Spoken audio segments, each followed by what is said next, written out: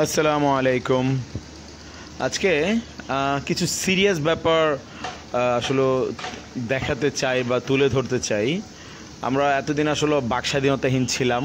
নতুন স্বাধীনতা পাওয়ার পরে চেষ্টা করলাম যে এই স্বাধীন দেশে যদি স্বাধীনতা নিয়ে কিছু বলা যায়।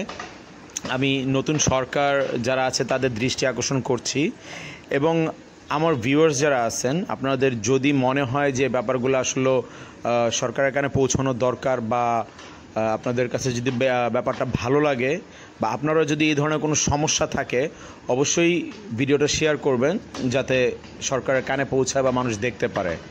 তো যাই হোক, সমস্যাতে আসি। সেটা হচ্ছে এই যে দেখতে পারতেছেন যে আমরা নদীমাতৃক দেশ, এই তার প্রমাণ যে কিভাবে পানি। এই জায়গাটা হচ্ছে আশুলিয়া বলতে আমি এখন আছি জামগড়ায়। সেটা হচ্ছে বাংলাদেশের যে অর্থনীতির একটা প্রাণকেন্দ্র যেটাকে বলা হয়, যেখান থেকে অর্থনীতির চাকাটা ঘুরে। আমাদের এই চাকাটাই হচ্ছে পানির তলে ডুবে আছে, ঠিক আছে। এইটা হচ্ছে ইন্ডাস্ট্রিয়াল একটা এরিয়া। আমি দীর্ঘ 12 বছর প্রবাস জীবন করছি। দেশকে অনেক ভালোবাসতাম, দেশ সম্বন্ধে অনেক স্বপ্ন ছিল, কিন্তু দেশে আসার পরে দেশের পরিস্থিতি দেখে মানে আসলে কি বলবো, বলার মতো কিছু থাকে না।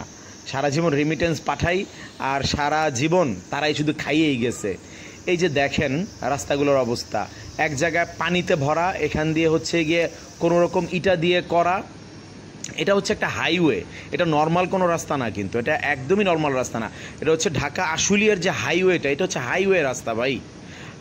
আপনার আশুলিয়া বাজার থেকে শুরু করে এই পাশে বাইপাইল পর্যন্ত এত বাজে অবস্থা, মানে বোঝানোর মতো না।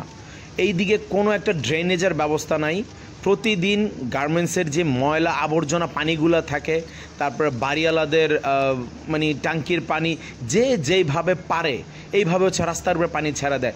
দীর্ঘ 15 বছরে আমাদের এখানে আসলে উন্নতির কোনো ছিটাফোটাও পড়ে নেই। এটা যে একটা ইন্ডাস্ট্রিয়াল এরিয়া, এখানে এত বড় বড় লরি, ট্রাক, তারপর আপনার উত্তরবঙ্গের যে গাড়িগুলো আসে আবদুল্লাপুর হয়ে বা মহাখালী থেকে যে গাড়িগুলো আসে, প্রত্যেকটা গাড়ি হচ্ছে এই রাস্তাটা দিয়ে যাতায়াত করে। কিন্তু এই রাস্তাটা উন্নতি করার জন্য আজ পর্যন্ত সরকার কোনো ধরনের উদ্যোগ নেয় নাই। কোথায় যে আপনার কি অবস্থা হয় বলা যায় না। দেখেন একেবারে দিনের বেলা, না আছে বৃষ্টি, না আছে কিছু। হ্যাঁ, এখন একটু বৃষ্টি হচ্ছে, যার কারণে হয়তো বা একটু কাদা কাদা থাকতে পারে, কিন্তু দেখেন রাস্তার এত বাজে অবস্থা। কোনো রকম ইটা দিয়ে সলিং করা, আর তো মানে পানির কথা বলেই লাভ নাই, ঠিক আছে। এটা হচ্ছে আমি যে জায়গায় আছি, এটা হচ্ছে ফ্যান্টাসি কিংডমটা, হয়তো বা অনেকেই চিনে।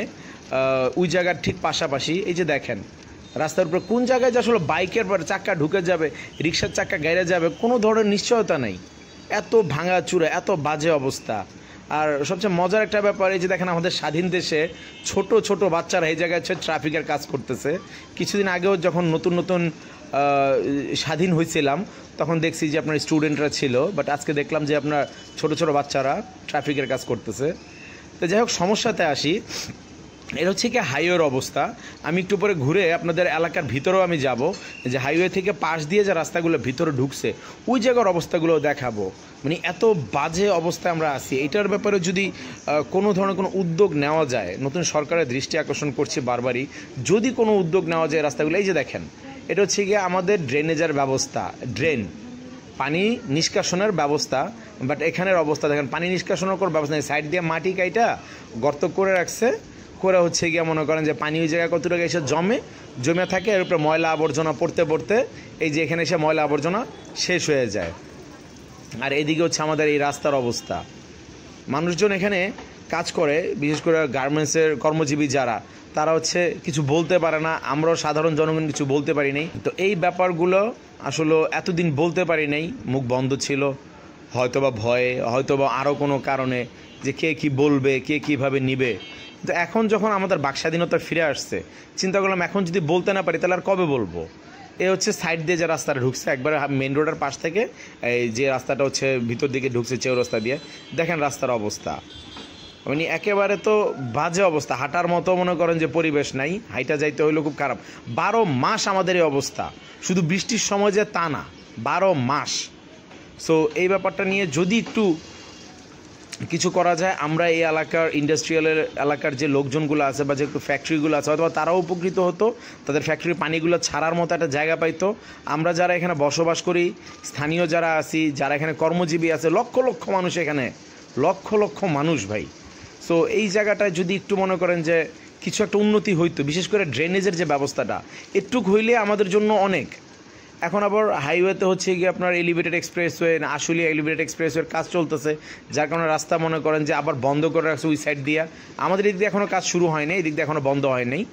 তো এই দেখেন ভিতর দিয়ে যাচ্ছি, ভিতরের রাস্তার অবস্থা মানে বাড়ির পানি, বৃষ্টির পানি, গার্মেন্টসের পানি, যে যেইভাবে পারতেছে মানে ময়লা কি বলবো, মানে আমি ডাইরেক্ট বলতে যে ঘুয়ের পানিগুলা এগুলো ছেড়া দেয়, এগুলো পাড়ায় পাড়ায় আমাদের হাঁটতে হয় যখন কোনো রিক্সা না পাই। কারণ অনেক সময় আসে পানি বেশি হয়ে গেলে, বৃষ্টি যখন হয় তখন রিক্সার মেন রোডে থাকতে চায় না, এইদিকে রিক্সা চলাচল করতে চায় না, আমাদের পানি পাড়ায় পাড়ায় যাইতে হয়।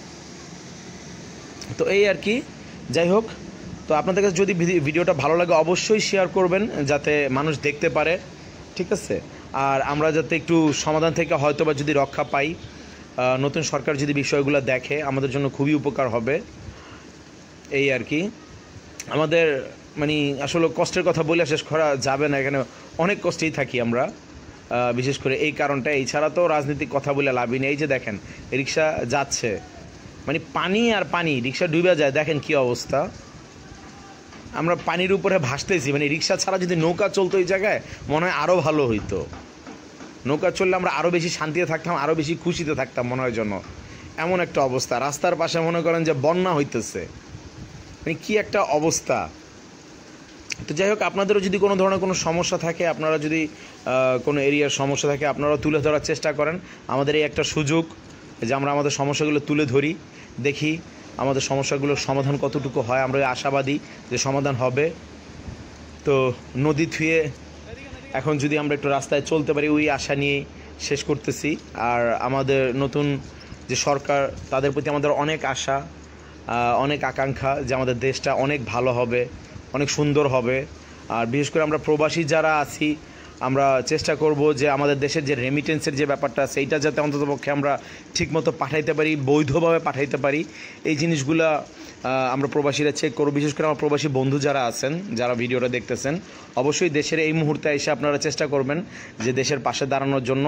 আমিও প্রবাসে ছিলাম, আমি জানি, এখন হয়তো বা দেশে আছি তাই পারছি না যে রেমিটেন্স দিয়ে হেল্প করতে। বাট আমার বন্ধু যারা দেখতেছেন সবার কাছে দোয়া রইল, বলতে সরি, সবার কাছে মানে চাওয়া রইল, দাবি রইল যে আপনারা রেমিটেন্স পাঠাবেন এবং লিগ্যালভাবে পাঠাবেন।